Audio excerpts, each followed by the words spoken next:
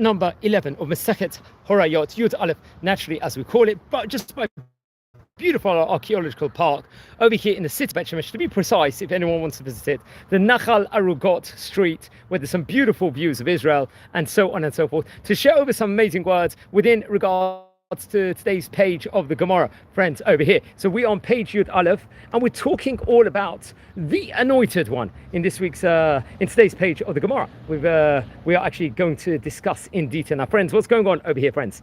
We've learned all about the status of the Kohen Gadol, respectively, also the Melech, the king, over the last previous pages of the Gemara itself. And now we can now start off basically explaining this very, very important page just by this beautiful park over here.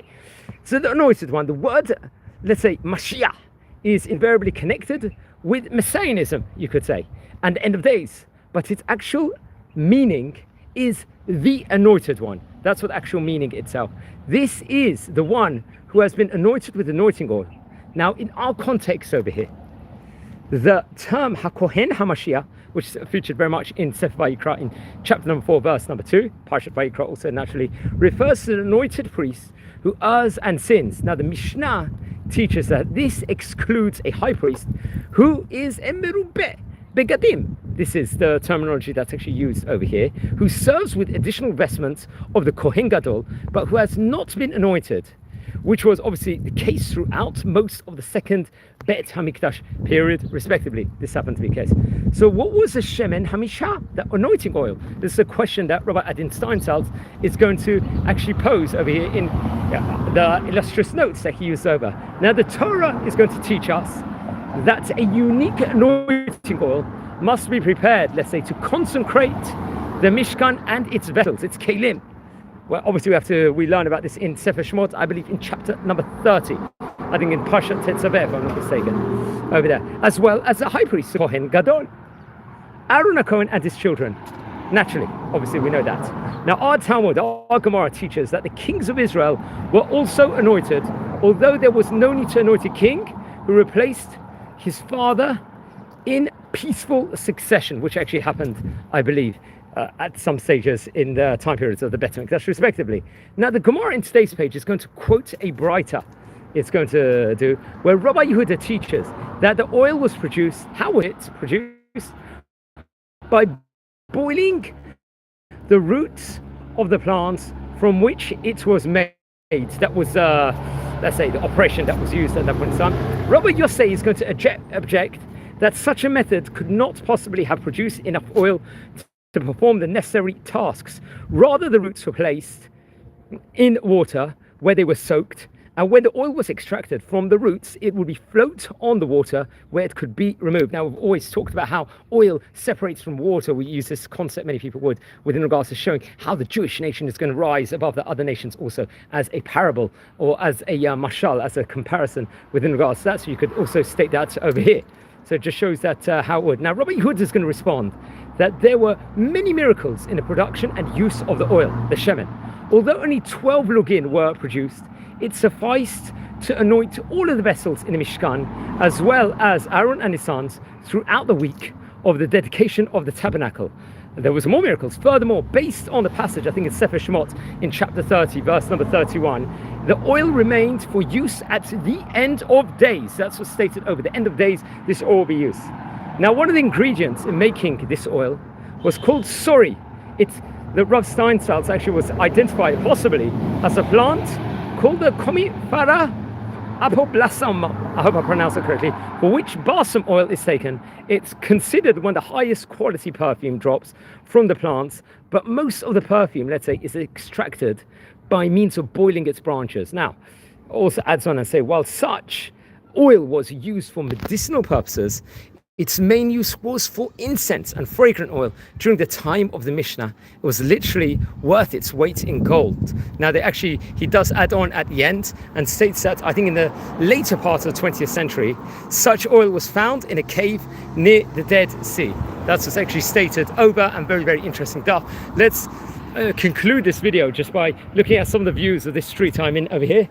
We are in biblical Bet Shemesh, over here in the city of Bet Shemesh, Bet Shemesh Aleph to be precise, where so much plants over here, history, as we're talking about nature, oils and stuff like important subject like that in today's page of the Gemara with regards to kings and Kohen Gadol. Let's just see the nature of Israel, just to complement the day itself, just in the city of Bet Shemesh, just right by the famous Arugot Park in Bet Shemesh.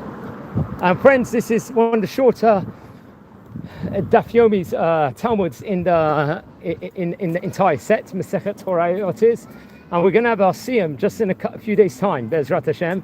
We just finished Avodah Zarah less than a fortnight ago, so to have two Siyums in space of 2 weeks is always a special treat. Maybe we should do something special. Now friends, on this channel, we don't just record tidbits on the daily page of Daf Yomi, we also tour all over different parts of Israel. That's one of the projects that we are doing. We will record videos of the inspirational rabbinic personalities or Jewish personalities of modern era. That's another project that we're working on in this channel. Over here, every day we get some very enthusiastically inspiration from a great rabbi. Also, we record videos on the Parashat HaShavua, the weekly Torah portion. That's another project we are working on, and so on and so forth. So there's a lot going on in this channel over here, friends. So there's many reasons why to join.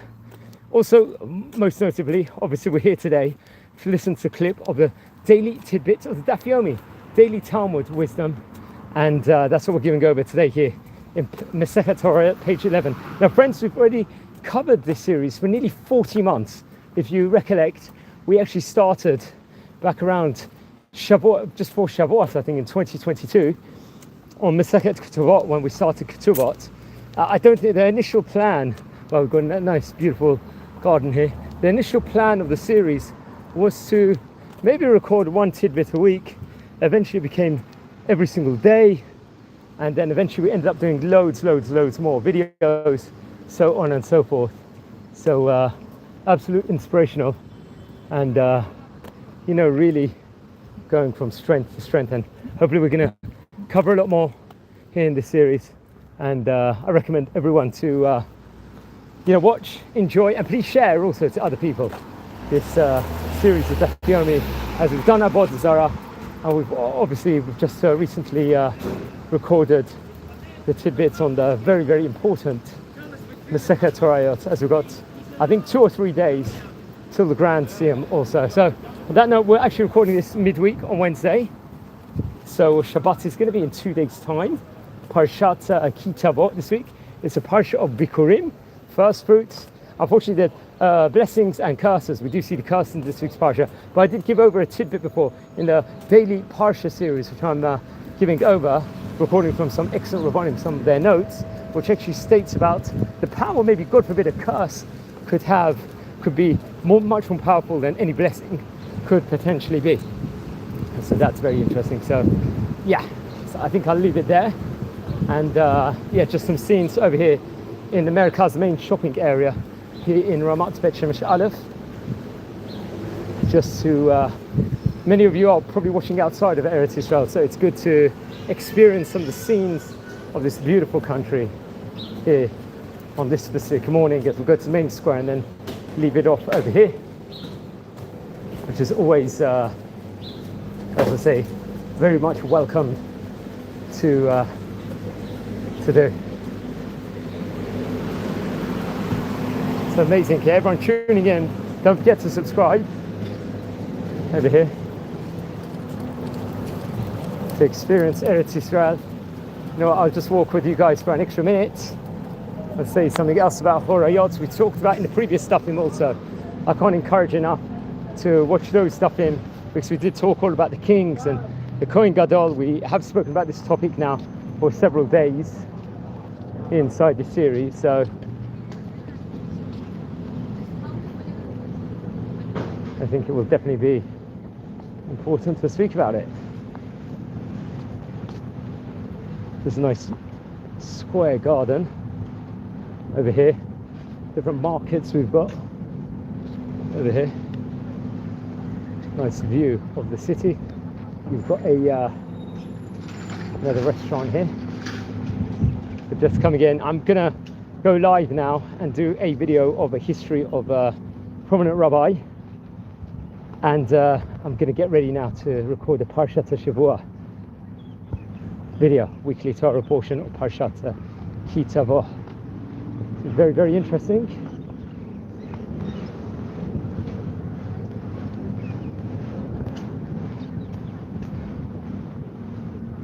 And enjoy, friends. I hope you enjoyed this mini tour as a special treat. Wish you all a fantastic day.